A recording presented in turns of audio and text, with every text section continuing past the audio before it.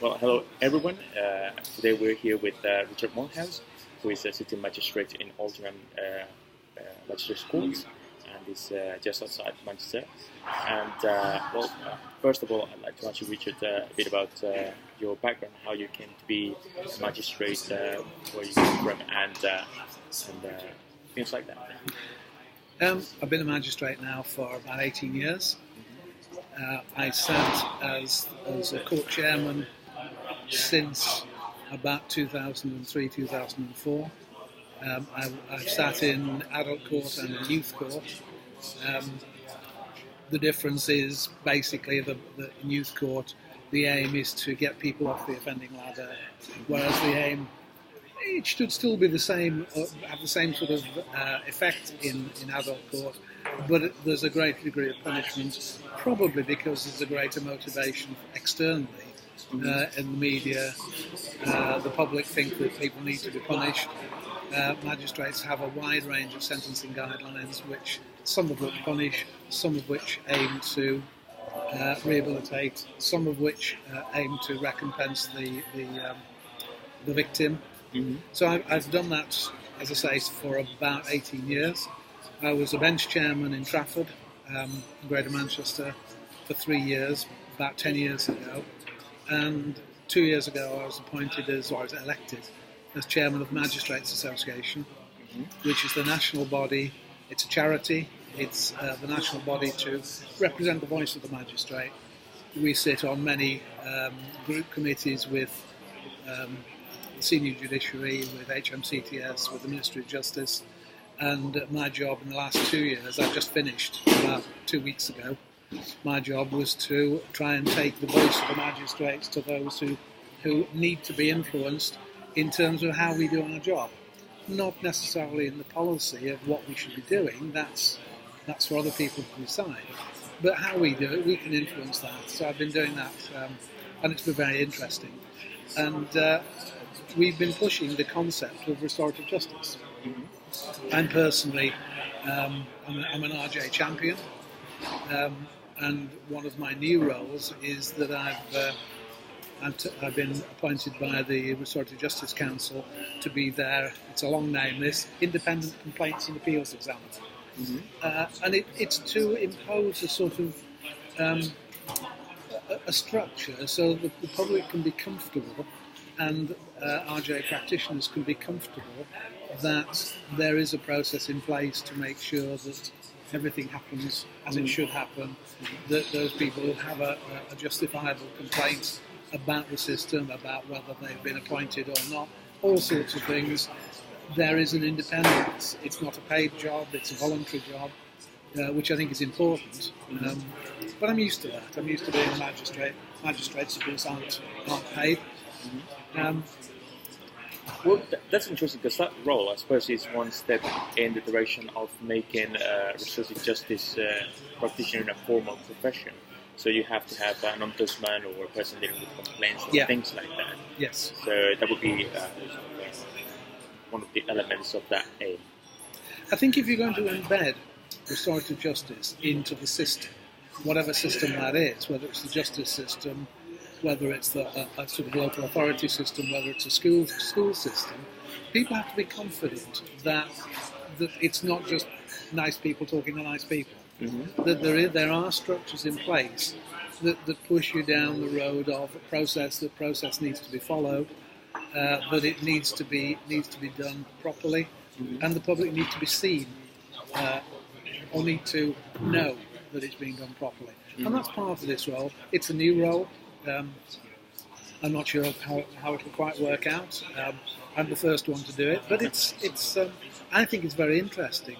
Given my background as a magistrate in decision making in the courts, in decision making in the justice system, and I've also dealt with being a bench chairman. I've dealt with competence issues and with discipline issues. And you do this regularly in the court, and similarly in the Magistrates Association, being chairman, I was the sort of final arbiter when things got to a pitch that I was the person who said, okay, this is how we do it. Based on information coming to me. It was not necessarily personal views.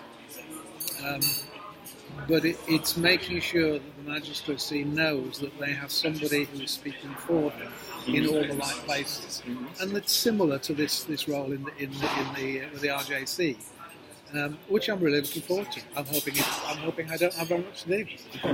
If it means I work one day a year, that's fine by me.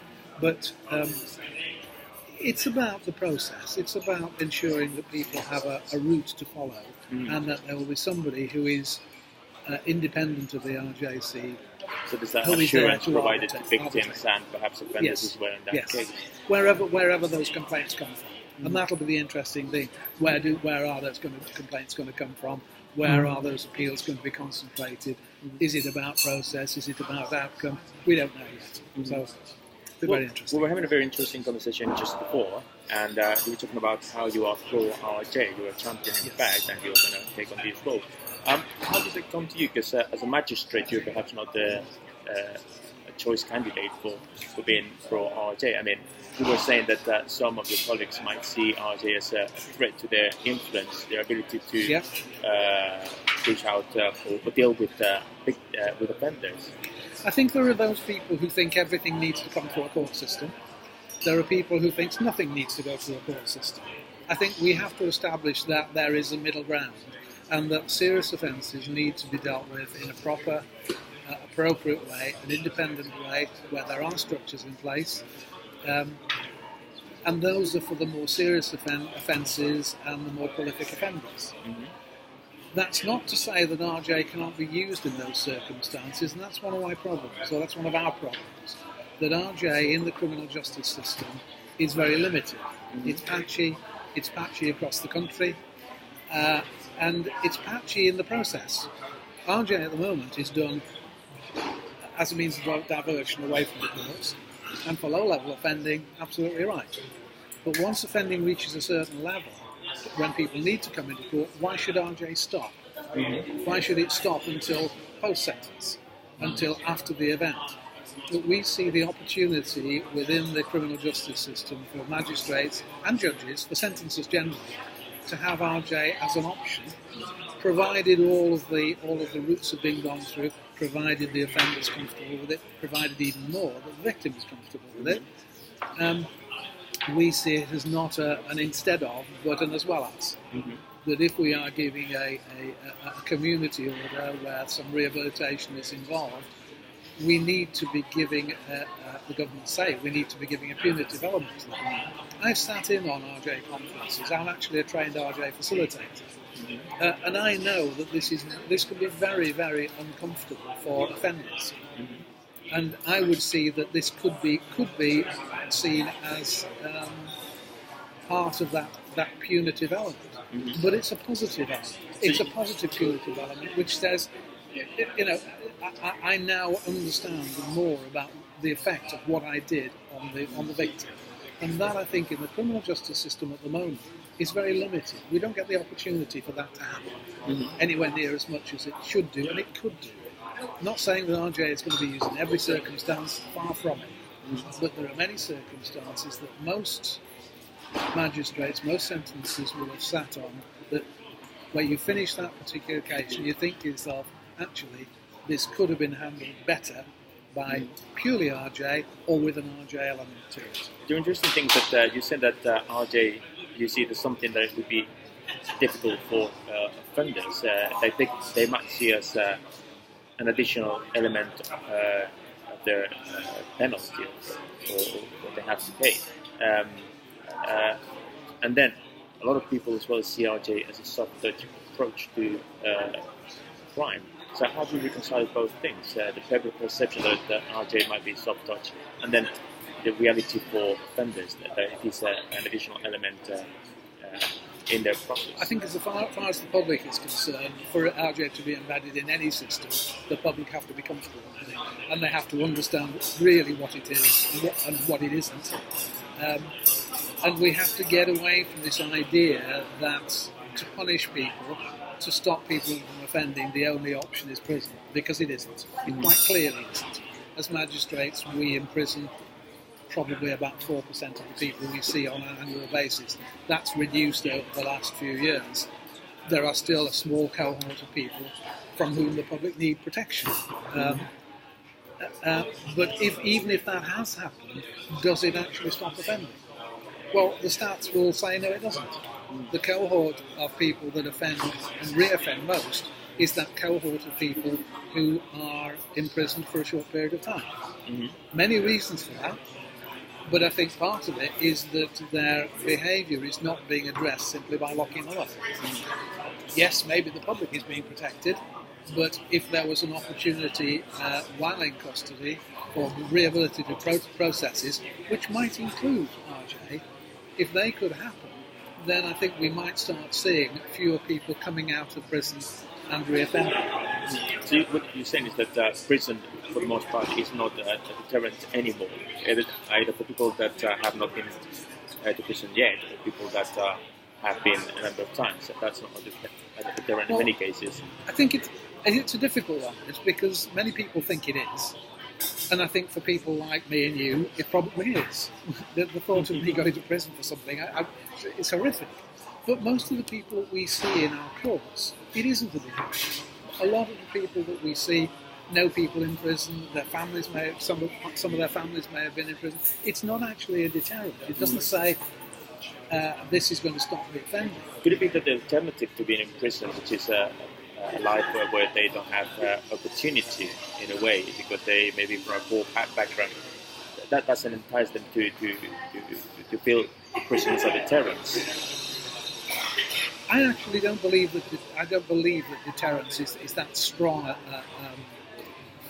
an option. I don't think that when people go out committing offences, they go out thinking in terms of what's going to happen when they catch me. Being caught is an occupational hazard, and I don't think people generally. There are exceptions, of course, there are exceptions, but I don't think people generally think in terms of what happens if I get caught doing this? Because if they thought that from the outset, are they likely to go out and do it? There you go. Part of that is whether they're likely to be caught. Part of that is what the courts are likely to do. But it's not the thing in front of people's minds when they lift a 4-pack of lager off a supermarket shelf and walk out of the supermarket. That's not the thought process that goes on. So if that's not the thought process that goes on, how can it be a deterrent? How can anything be a deterrent? What we need to do is try to affect people's behaviour, and that can be done in many ways. And understanding the impact on the victim, particularly where there is an identifiable victim, is a very good way of starting to do this. Not only that, it assists the victim. The victim, I think, in the criminal justice system at the moment is almost an afterthought. We don't see victims in court unless there is a trial taking place, and even then we see them in very trying circumstances. No pun intended. They are there to give evidence. Many of them are really concerned about having to be there, having to be cross-examined, having to be put through the ringer of the justice process. It's the justice process that we have, and it's worked very well for many centuries. But it's still hard to do, and that's actually putting far more onus on the victim. And if there is the opportunity for giving them something back.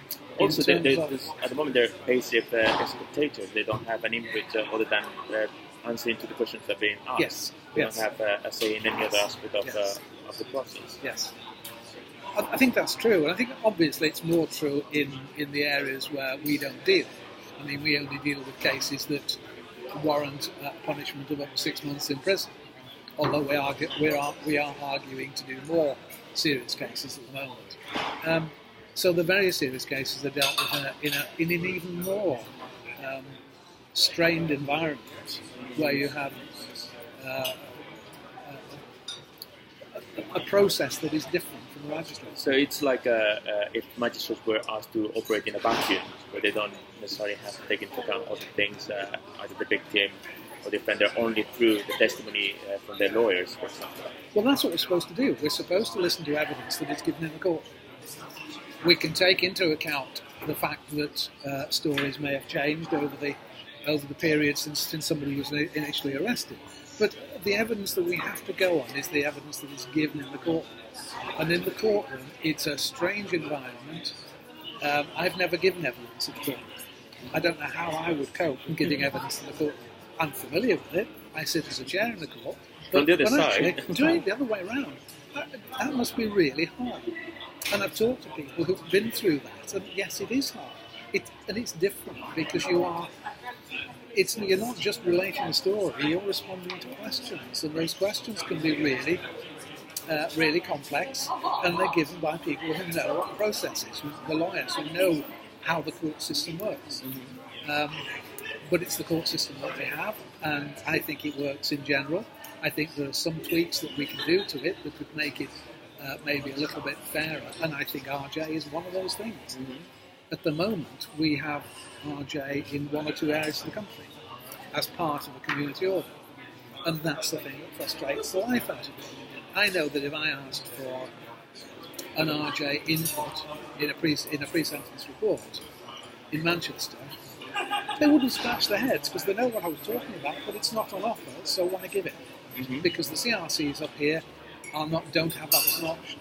The CRCs in that's community rehabilitation centres, or companies, in Thames Valley or in parts of Thames Valley, they do. So it's a natural process. And I would like to see that coming through all of the systems, all of the areas in the country, because then you could actually start to measure how effective RJ could be. Until that happens, it's always going to be patchy, and people are always going to think of it as, it's a soft option used in wherever. And as well, I suppose at some point it will come that the whole country will be covered by this process. But at the moment it feels like if you're a victim in the Thames Valley, you may have this option available, which may be beneficial to you and also to the offender in a way, but especially to the victim.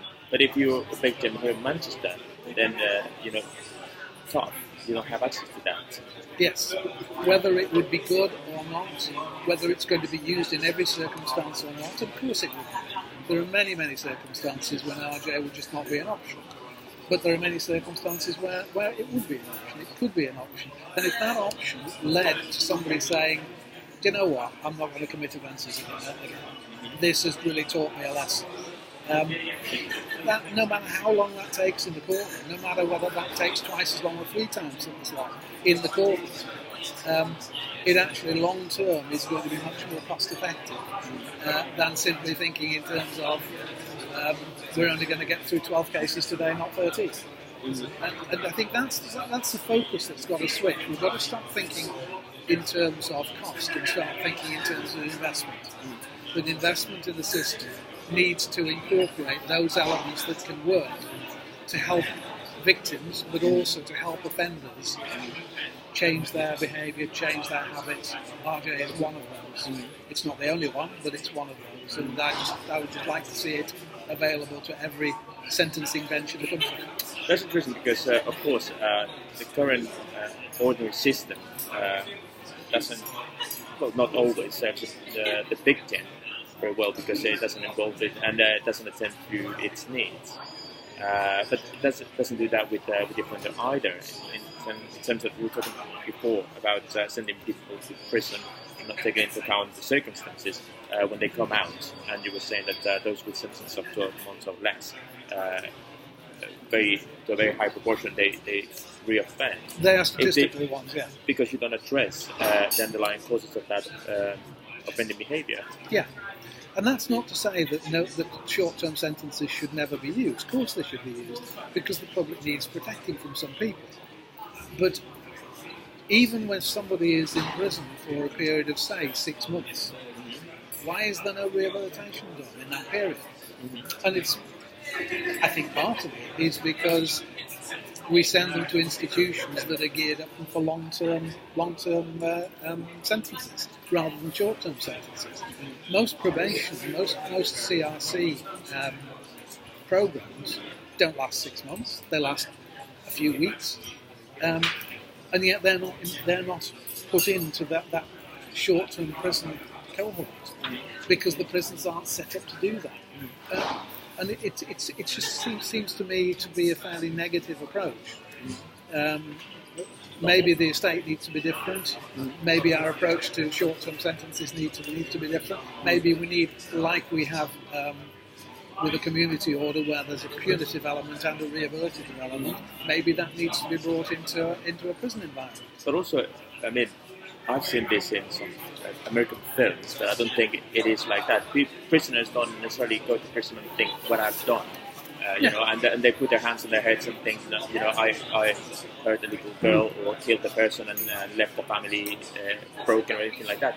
When they go to prison, they don't think about those things. They probably think about, you know, how to get out or what they're going to do when they get out or things like that. They don't reflect on the harm done. Or just how to survive in that environment, because, believe me, it must be really, really difficult. So their object is just, you know, what's my release date? One assumes, I've never been there, so I've been into prisons, but I don't know what it must be like. I can't imagine what it must be like. But there isn't any element for people that we send to prison with short-term sentences. There isn't that part of the sentence which is in any way rehabilitative. It assumes that simply sending somebody to prison, or the threat of sending somebody to prison, is going to change their behaviour. Statistically, it doesn't, and I don't see any reason why it shouldn't. Which is why I think personally, and it is a personal view, does deterrence actually work? Or does facing the victim, facing the person that you have harmed, stolen from, might that actually have a more positive effect on the offender? I know RJ is supposed to be about victims, yes it is, but actually where I come from, the route I've taken is from an offender's perspective, because offenders are people we have to deal with. And very often you pass a sentence, and it's a sentence which is lawful, it's according to the sentencing guideline, you know perfectly well that's the appropriate sentence. But afterwards you scratch your head and think, yeah, we'll see them again. Because you don't think that will have very much effect on their offending behaviour at that stage of their life. Until something changes in their life, it is unlikely for them to change the way they behave. And if there's something that we can add into any sentence, like RJ, that will help them on that road, I think it's worth trying. I really do think it's worth trying. You were talking before about some interest you have in working out statistics to do with the effectiveness of sentencing on RJ. So, what do you see in the future? What would you like to see in terms of development of the restorative justice profession, and also the implementation of restorative justice across the country? Well, I think before we ever get there, we need to embed it. This is the word I've been using. Embed it in more places than it currently exists. I would actually like to see RJ pioneered in schools, because I think if you look forward, we do a lot of work with schools. In our Magistrates Association, we have a Magistrates Community Program where we go in and talk to school kids from the age of 10 upwards about the process, about consequences, about all sorts of things. And I think that's the place where if kids can come out of school at whatever age, 15 upwards, knowing and understanding a bit more about the RJ process, about what it actually does and what it is, the likelihood of embedding it into adult processes is going to be much higher. So I think that has to be done.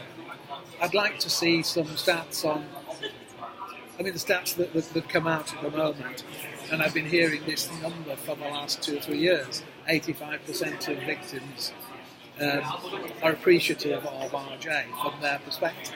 I'd like to see it from the defender's point of view. I'd like to see what effect it has had on offenders who've been through the process. Have they gone on to reoffend? Has their reoffending rate reduced? Has it increased? What's happened there? Because I think that's where I come from, and that's where all the public come from. The public see the court system as being their safety. We are the police are arresting people, CPS are prosecuting them, they're coming to court, and the court system needs to be addressing their offending. I think it does in certain aspects, it doesn't in other aspects, and it's almost ad hoc whether somebody goes on to reoffend. And I'd like to see some stats on what effect, in those areas where it has actually been used, like Thames Valley, what effect it's had on offenders as well as victims. Because then you can start to persuade those who make the rules to bring it in. And I know this government is quite... That's very radical thinking, evidence-based policy making. Well, it's either evidence-based policy or policy based on evidence. I'm a statistician. I believe that evidence. I believe that anecdote is not the answer. Anecdotes are there to support the evidence, but you have to have the evidence. It has to be sound before anybody is going to change the way they do things. If we can see the effect of RJ as bringing reoffending down from, I don't know, the 60-65% that exists, down to half of that, I think that will persuade an awful lot of people that RJ is actually cost effective in the long term, because at the end of the day, that's what it's all about. It's all about money. Okay. Well, Richard, thank you very much for your time. I hope this last bit is being recorded because the screen is going blank. Yeah. But we'll see. I'll see you tomorrow at the RJC's annual general meeting. I think that you're going to be talking there about your new role and your vision for 2020. Yes. So I'll be there as well. Thank you very much for your time. Okay. I think it is recording because the green light is there, but let me see. I think it's just your screen we've got. It's not right. Yeah, it is still recording, so that should have been okay.